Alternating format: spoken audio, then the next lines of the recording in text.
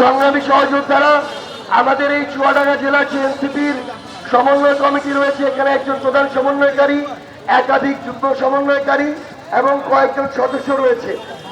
আমরা দেশ গড়তে জুলাই পদযাত্রায় এই জুলাই মাসে বাংলাদেশের 64টি জেলায় যাব,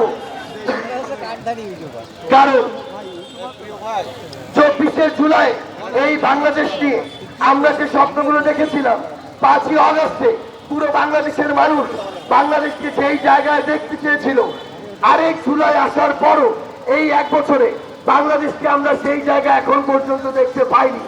তাই আমাদেরকে একটা অভ্যুত্থানের পরেও নতুন একটি রাজনৈতিক দল গড়তে হয়েছে। কারণ আমরা দেখছি আজকে থেকে 1 বছর আগে চুয়াডাঙ্গা সহ বাংলাদেশের প্রত্যেকটি জেলায় যেমন চাঁদাবাজি হতো, দখলদারিত্ব হতো, মামলা বাণিজ্য হতো, মানব ব্যবসা হতো, কালো হাতের ছড়াছড়ি ছিল।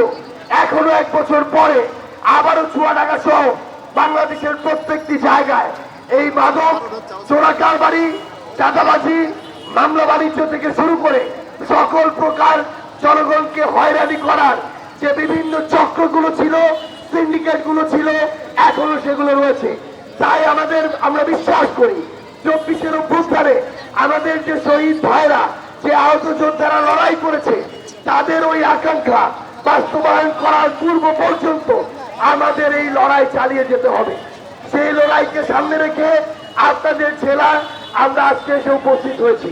এই পর্যায়ে আপনাদের মাঝে বক্তব্য রাখবেন জাতীয় নাগরিক পার্টি এনসিপির কেন্দ্রীয় কমিটির যুগ্ম সদস্য সচিব আব্দুল্লাহ আলামিন।